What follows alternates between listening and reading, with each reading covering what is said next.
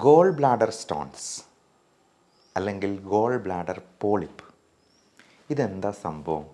ഒരുപാട് രോഗികൾ വന്ന് സംശയം ചോദിക്കാറുണ്ട്. ഈ ഗോൾ ബ്ലാഡർ എന്ന് പറയുന്ന അവയവം തന്നെ എവിടെയിരിക്കുന്നത്? അത് ലിവറിൽ നിന്ന് വരുന്ന ബൈൽ എന്ന് പറയുന്ന ഡൈജസ്റ്റീവ് എൻസൈം സ്റ്റോർ ചെയ്ത് വയ്ക്കുന്ന ഒരു ചെറിയ പൗച്ച് പോലുള്ള ഒരു ഓർഗനാണ്. എന്നാൽ പല അവസരങ്ങളിലും ഈ സഞ്ചി അവരിൽ കല്ലുണ്ടാകാം, അതിൽ പോളിപ്പ് പോലെ ബലൂൺ പോലെ ചെറിയ ചെറിയ കുനുപ്പുകളുണ്ടാകാം, അവിടെ ഇരുന്ന് പ്രശ്നങ്ങളുണ്ടാക്കാം. അപ്പോൾ ഇത് റിമൂവ് ചെയ്യാനായിട്ട് ഡോക്ടർ ചിലപ്പോൾ ആവശ്യപ്പെട്ടേക്കാം. അപ്പോൾ എങ്ങനെയാണ് ഇതുപോലുള്ള ഗോൾ ബ്ലാഡർ പോളിപ്പുകൾ ഉണ്ടാവുക, കല്ലുകൾ ഉണ്ടാവുക, അതിലേക്ക് നയിക്കുന്ന ഫാക്ടേഴ്സ് എന്തൊക്കെയാണ്, അത് ഒഴിവാക്കാൻ എന്തൊക്കെ ചെയ്യണം, ഇനി എപ്പോഴാണ് ഇതിൻ്റെ സർജറി ചെയ്ത് ഇത് റിമൂവ് ചെയ്യേണ്ടി വരിക, റിമൂവ് ചെയ്തില്ലെങ്കിൽ സംഭവിക്കാവുന്ന പ്രശ്നങ്ങൾ എന്തൊക്കെയാണ്, റിമൂവ് ചെയ്ത് കഴിഞ്ഞെന്നാൽ ഉണ്ടാകാവുന്ന പ്രശ്നങ്ങൾ എന്തൊക്കെയാണ്, ഇതൊക്കെ നമുക്കിന്ന് ഡിസ്കസ് ചെയ്യാം. നമസ്കാരം, ഞാൻ ഡോക്ടർ ബിപിൻ ജോസ്.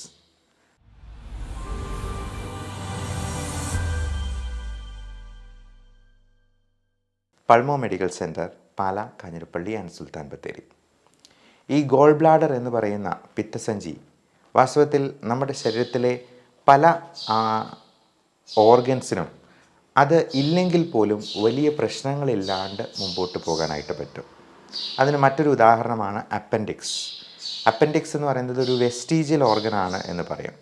അതുകൊണ്ട് തന്നെ അതിൽ ചെറിയൊരു ഇൻഫെക്ഷൻ ഉണ്ടെങ്കിൽ പോലും അത് എടുത്തു മാറ്റുന്നത് അത് കൂടുതൽ പ്രശ്നങ്ങൾ ഉണ്ടാക്കാതിരിക്കാൻ വേണ്ടിയാണ്. പ്രത്യേകിച്ചും അപ്പൻഡിസൈറ്റിസ് എന്ന് പറയുന്ന അസുഖം വന്നത് പൊട്ടിയെന്നാൽ ഭീകരമായിട്ടുള്ള സെപ്സിസും മരണകാരണമാകുന്ന പ്രശ്നങ്ങളും ഒക്കെ ഉണ്ടായേക്കാം. ഈ ഗോൾ ബ്ലാഡർ എന്ന് പറയുന്നതും നമ്മൾ എടുത്തു മാറ്റിയെന്നാൽ പോലും യാതൊരു കുഴപ്പവുമില്ലാതെ ഒരാൾക്ക് ജീവിക്കാനാകും. കാരണം ലിവറിൽ നിന്നുണ്ടാകുന്ന ബൈൽ നേരെ ഇൻറ്റെസ്റ്റൈനിലോട്ട് തന്നെ സെക്രേറ്റഡ് ആവുകയും നമ്മുടെ ദഹനം ഒരു കുഴപ്പവുമില്ലാതെ സുഗമമായിട്ട് മുമ്പോട്ട് പോവുകയും ചെയ്യും എന്നുള്ളത് കൊണ്ട് ഗോൾ ബ്ലാഡർ അധികം പ്രശ്നത്തിന് കാരണമാകാൻ തുടങ്ങുന്നുണ്ടെങ്കിൽ ഡോക്ടർ അത് റിമൂവ് ചെയ്യുക തന്നെയാണ് സ്വാഭാവികമായിട്ടും പറയുക. എങ്ങനെയാണ് ഇതിന് പ്രശ്നം ഉണ്ടാകുന്നത്?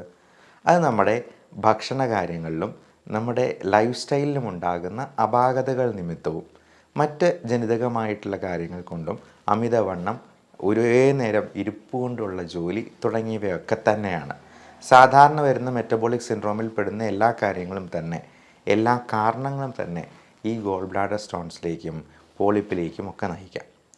അതായത് വളരെ സ്പൈസി ആയിട്ടുള്ള ഫുഡ് കഴിക്കുക, വളരെ ഹെവി മീൽ കഴിക്കുക, ഭയങ്കര കൂടിയ രീതിയിലുള്ള ഫാറ്റ് കണ്ടൻ്റുള്ള കൊളസ്ട്രോൾ കൂട്ടുന്ന മധുരമടങ്ങിയ ഭക്ഷണ സാധനങ്ങളെല്ലാം തന്നെ നമുക്ക് ഈ ലിവറാണ് ഇതിനെയെല്ലാം മെറ്റബോളൈസ് ചെയ്ത് ഒന്ന് പുറന്തള്ളുന്നത്.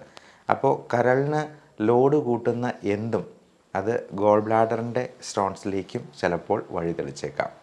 അതുകൊണ്ട് ഇപ്പോൾ യൂറിക് ആസിഡ് ക്രിസ്റ്റൽസ് ഫോം ചെയ്യുന്നത് പോലെ, മൂത്രത്തിൽ കല്ല് ഫോം ചെയ്യുന്നത് പോലെ എല്ലാ തരത്തിലുള്ള ഹൈ കാലറി ഫുഡും ഒന്ന് കുറച്ച് പിടിച്ചിട്ട് നമുക്ക് കൂടുതൽ ഫൈബർ കണ്ടൻ്റുള്ള റോ ആയിട്ടുള്ള വെജിറ്റബിൾസും ഫ്രൂട്ട്സും നല്ല രീതിയിലുള്ള വെള്ളവും ഒക്കെ ഉള്ളിലോട്ട് നമുക്ക് ഭക്ഷണമായിട്ട് കഴിക്കാനായിട്ട് പ്രത്യേകം ശ്രദ്ധിക്കുക. നല്ല എക്സസൈസ് ഉണ്ടാകുക. നിത്യാഭ്യാസി കല്ല് കഴിച്ചെന്നാലും ദഹിച്ചു പോകുമെന്നുള്ളതാണ് പറയപ്പെടുന്നത്. എന്തായാലും കല്ലൊന്നും കഴിക്കേണ്ട, പക്ഷെ നല്ല അഭ്യാസം വഴി, നല്ല എക്സസൈസ് വഴി നമുക്ക് ഈ കല്ലുകൾ ഉണ്ടാകാതെ നോക്കുകയെങ്കിലും ചെയ്യാം.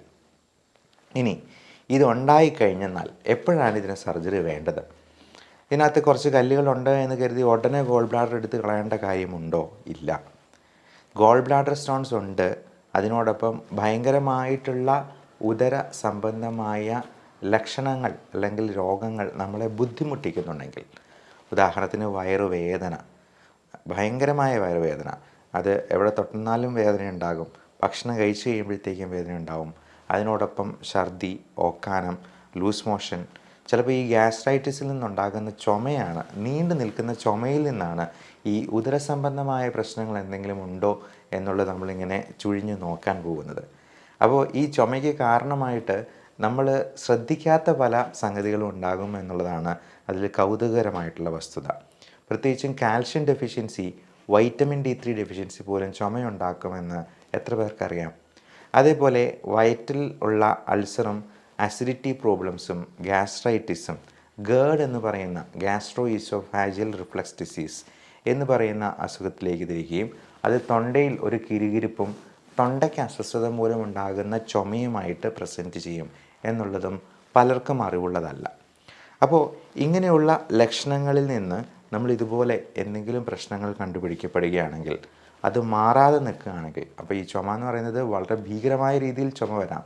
നമ്മുടെ വയറിൻ്റെ പ്രഷറൊക്കെ കൂട്ടുന്ന രീതിയിൽ നമ്മൾ ഒറ്റ ചുമയ്ക്ക് ചിലപ്പോൾ കോഫ് സിങ്കോപ്പ് എന്ന് പറയും, ചുമച്ചിട്ട് ആൾ ബോധം കെട്ടുപോകും.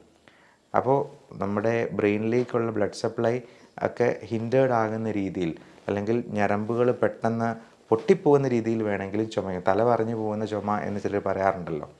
അതുപോലെ തന്നെ ഈ വയറിനുള്ളിൽ പ്രഷർ കൂടുമ്പോഴത്തേക്കും ചുമയ്ക്കുന്ന സമയത്ത് അറിയാതെ മൂത്രം പോവുക എന്നുള്ളത് സ്ത്രീകൾ ഒരുപാട് ആളുകൾ കംപ്ലൈൻറ്റ് പറയാറുള്ളതാണ്. അപ്പോൾ ഇത്തരത്തിൽ ഭയങ്കരമായിട്ട് നമ്മളെ ഇത് ബാധിക്കുന്നുണ്ടെങ്കിൽ ഗോൾ ബ്ലാഡർ റിമൂവ് ചെയ്യുക എന്നുള്ളതല്ലാണ്ട് വേറൊരു ഓപ്ഷനില്ല.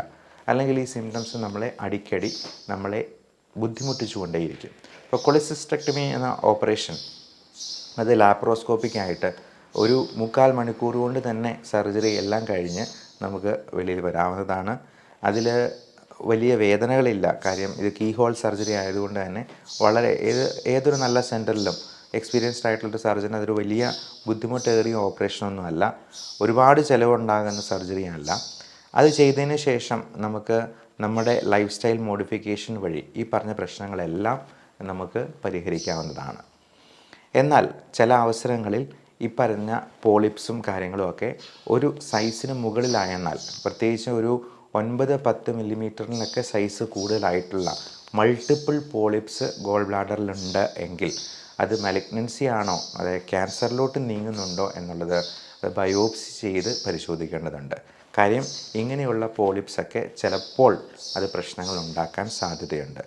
അത് 10 മില്ലിമീറ്റർ സൈസിൽ കൂടുതലാണെന്നുണ്ടെങ്കിലാണ് അത് ക്യാൻസറസ് ഒക്കെ ആയി പോകാനുള്ള സാധ്യത ഏറുന്നത്. അപ്പോൾ നമ്മൾ ഭക്ഷണത്തിലും നമ്മുടെ ജീവിതചര്യയിലും എക്സസൈസിലും വളരെയധികം ശ്രദ്ധിക്കുക. ഇങ്ങനെയുള്ള അസുഖങ്ങൾ വരാതെ നോക്കുക എന്നുള്ളത് തന്നെയാണ് നമ്മൾ ഏറ്റവും ആദ്യം ചെയ്യേണ്ടത്. ഇനി അഥവാ വന്നു കഴിഞ്ഞാൽ അതിനൊട്ടും സമയം നഷ്ടപ്പെടുത്താതെ എത്രയും വേഗം തന്നെ അതിനാവശ്യമെങ്കിൽ നിങ്ങളുടെ ഡോക്ടർ പറഞ്ഞതനുസരിച്ചിട്ട് സർജറി അണ്ടർഗോ ചെയ്യുക. അതിനുശേഷമുള്ള ജീവിതശൈലി ക്രമീകരണത്തിലും പ്രത്യേകമായിട്ട് ശ്രദ്ധിക്കുക. അമിതവണ്ണം കുറച്ച് നിർത്താനായിട്ട് പ്രത്യേകം നോക്കുക. എല്ലാവർക്കും നല്ല ആരോഗ്യം ആശംസിക്കുന്നു. Love and regards, doctor Bipin Jose, Pulmo medical centre, Pala, Kanjirappally and Sultan Bathery.